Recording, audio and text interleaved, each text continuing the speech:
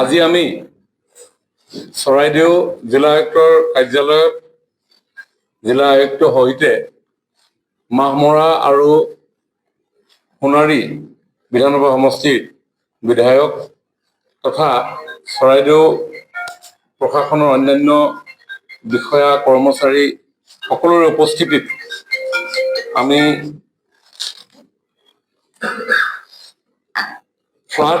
Post flood damage assessment সম্পৰ্কে ৰাইজক কিছু কথা জনাবৰ কাৰণে আপোনালোকক নিমন্ত্ৰণ জনালো। মানে সাংবাদিকসকল আপোনালোকে সকলোৱে গম পায় যে চৰাইদেউ আৰু শিৱসাগৰ জিলাত যোৱা 19 তাৰিখৰ পৰা আৰম্ভ হোৱা বিধ্বংসী বানপানীয়ে এই দুইখন জিলাৰ জনসাধাৰণৰ জীৱন সম্পত্তি লগতে বহু চৰকাৰী বা সামাজিক সা সম্পত্তি নষ্ট কৰিছে।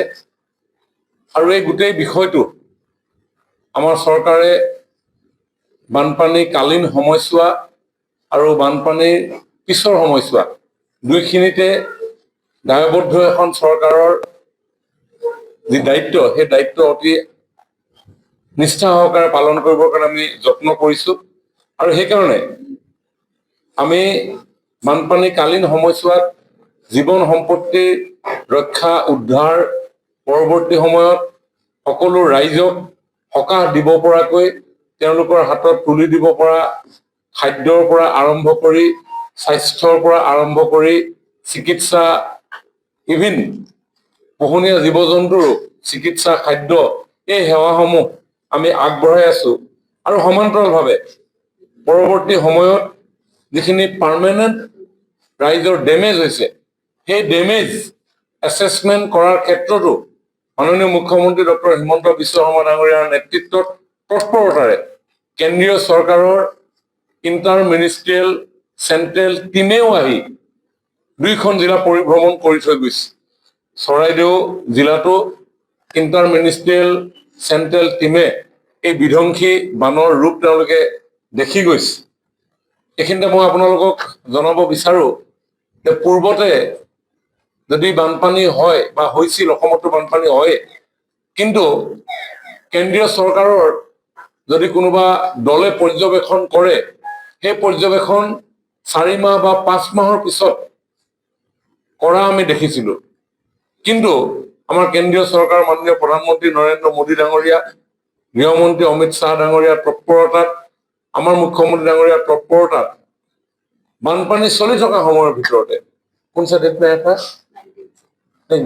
চেণ্ট্ৰেল টিম বানপানী হৈছিলে 22 তাৰিখৰ দিনাখন আহি চেণ্ট্ৰেল টিমে গোটেই বিষয়টো খুব বাস্তৱ এটা প্ৰতিচ্ছবি আজি তেওঁলোকে লৈ যোৱা আমাৰ সেই পৰিৱেশটো সৃষ্টি হ'ল। গতিকে মই চেণ্ট্ৰেল টিমৰ সকলোকে ধন্যবাদ জনাইছোঁ, ভাৰত চৰকাৰকো ধন্যবাদ জনাইছোঁ যে বানপানীৰ প্ৰকোপ কমাৰ লগে লগে আমি যাতে সেই এছেছমেণ্ট আমি কৰিব পাৰোঁ। আৰু তাৰ কাৰণে যোৱা কালি মুখ্যমন্ত্ৰী ডাঙৰীয়াই 2খন জিলাৰ আয়ুক্তসকল, 4খন জিলাৰ আয়ুক্তসকল এই বানপানী এছেছমেণ্টৰ লগত জড়িত সকলো বিষয়া কৰ্মচাৰী জনপ্ৰতিনিধিসকলক লৈ এই বিষয়ে যোৰহাটত কালি এখন সভা কৰিলে। আৰু সভাত কেনেধৰণে এছেছমেণ্ট হ'ব, কি ধৰণে চৰকাৰে ৰাইজক এই ডেমেজ এছেছমেণ্টৰ জৰিয়তে সকাহ প্ৰদান কৰিব, এই গোটেইখিনি পৰ্যালোচনা তাতে হয়। আৰু কালিৰ সভাতে সিদ্ধান্ত গ্ৰহণ কৰা হ'ল যে জিলা পৰ্যায়ত অৰ্থাৎ আজি এদিনৰ পিছত 8 তাৰিখে আমি এই এছেছমেণ্ট কৰা যিসকল বিষয়া কৰ্মচাৰী ইয়াত নিযুক্ত হৈ থাকিব তেওঁলোকক আমি প্ৰশিক্ষণ প্ৰদান কৰিব লাগে। আজি চৰাইদেউ জিলাত এই প্ৰশিক্ষণ আমি আয়োজন কৰিছোঁ। তাৰ প্ৰাক মুহূৰ্তত আমাৰ যিসকল প্ৰশিক্ষক থাকিব, বিশেষভাৱে ADC সকল, CDC সকল, চাৰ্কল অফিচাৰসকল, তেখেতসকলৰ লগত আমি এতিয়া সভা কৰিছোঁ। আৰু এতিয়া আমি খন্তেক সময়ৰ পিছতে এই প্ৰশিক্ষণ আমি আৰম্ভ কৰিম। যিকোনো খবৰৰ বাবে যোগাযোগ কৰক 9181 307 221 আমাৰ এই নম্বৰত।